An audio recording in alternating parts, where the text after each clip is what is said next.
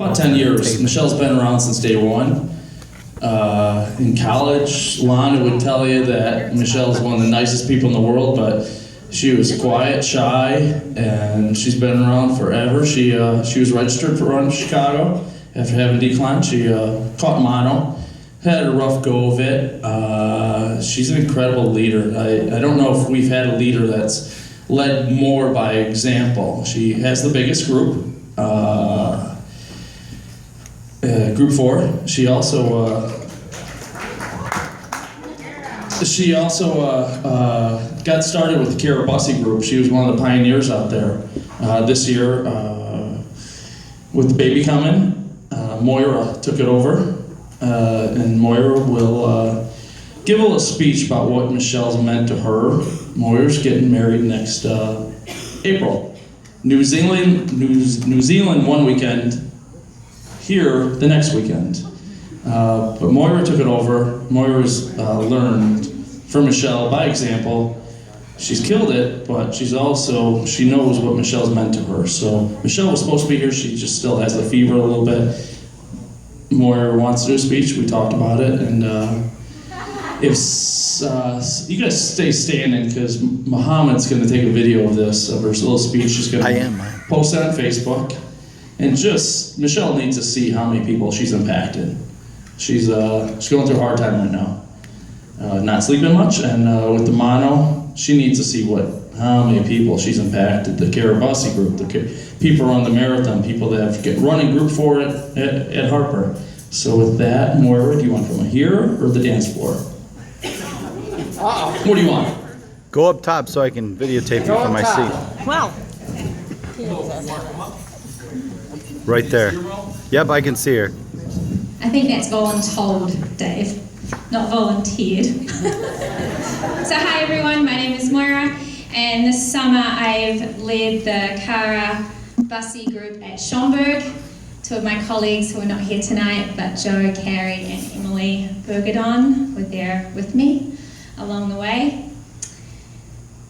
Recently, I was at a leadership conference, and the facilitator was talking about the most important dimension of leadership to him.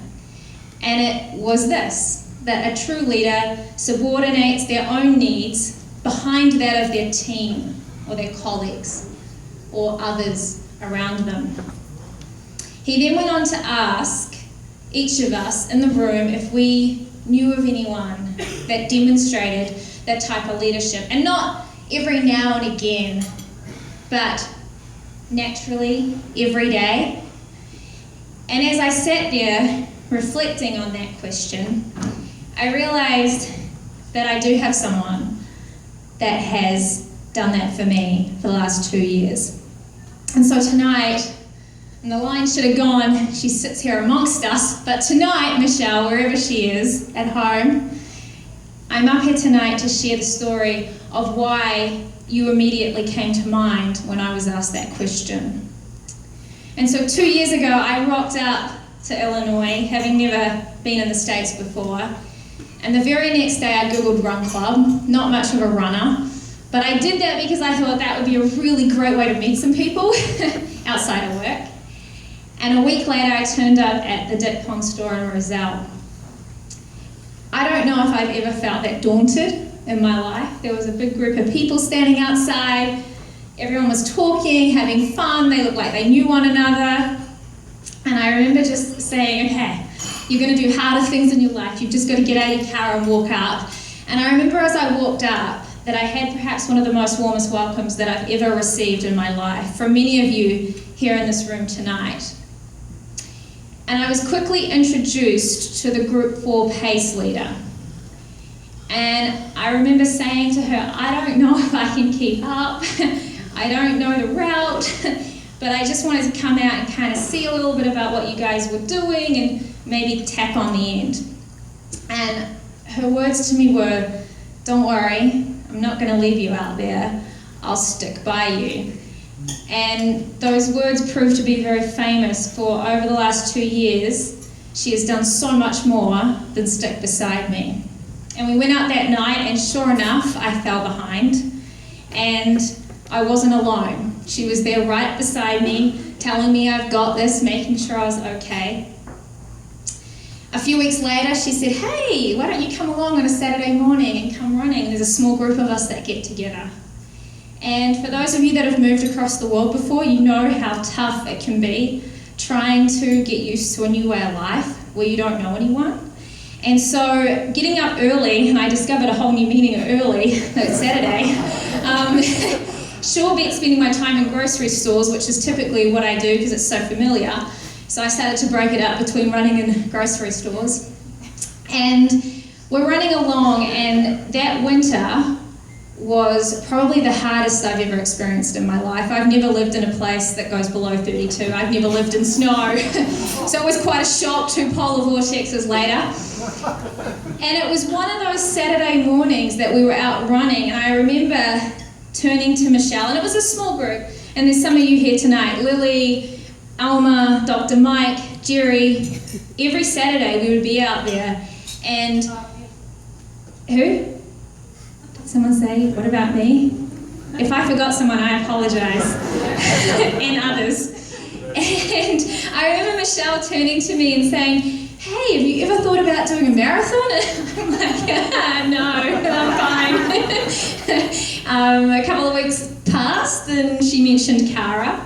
And she said, why don't you come along? And, you know, I do it every year and it's a great way to get ready for a marathon. And I was still kind of sitting on the fence because I was quite happy trying to run a half marathon. And we got to April last year and it was the Eggshell Shuffle. The single worst run of my life. And we're out in the barren land of Gulf Road and there's no one else around apart from Michelle, who's running there next to me. And I have never been in that much pain, even over a marathon, and all I wanted to do was stop. And I remember looking at her and I said, Michelle, you've just got to go. You're so strong. You can run so much faster. And I really just want to stop. And I remember she turned to me and she said, I'm not leaving you. You know, this for me is what it's all about. We're going to get there. And as much as I wanted to quit that time, I couldn't quit on Michelle. And we got to that line.